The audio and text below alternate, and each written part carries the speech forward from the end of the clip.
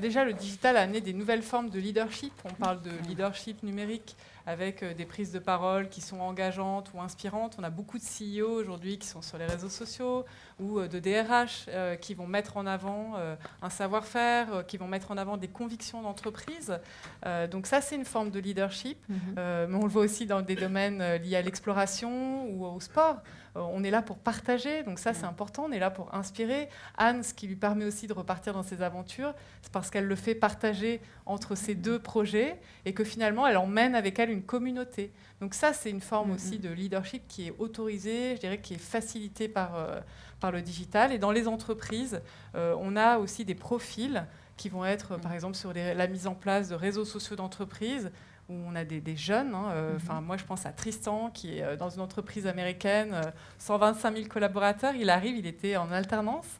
Et en fait, on lui a confié la mise en place du réseau social d'entreprise.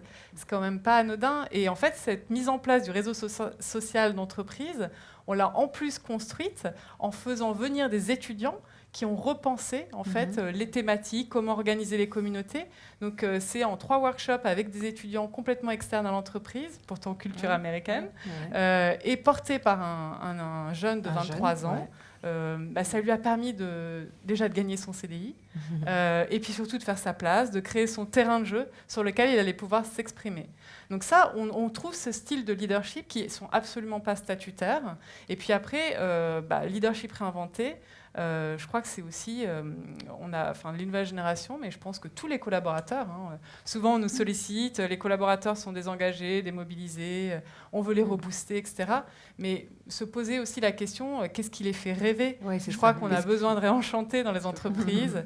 Et moi, je vois dans les entreprises, quand parfois il y a une vraie admiration par rapport à un patron ou à un boss.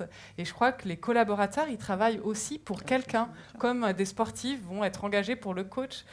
Donc on a aussi cette dimension qui est importante. Ça veut dire que le leader, il est là pour inspirer, il est là pour porter des convictions fortes, il est là pour donner l'exemple, être exemplaire, il est là aussi pour expliquer son parcours, ses erreurs, ne pas hésiter à les mettre sur la table. Donc il y a une dimension authenticité très forte qui doit être aussi prégnante de la part du leader ou du manager.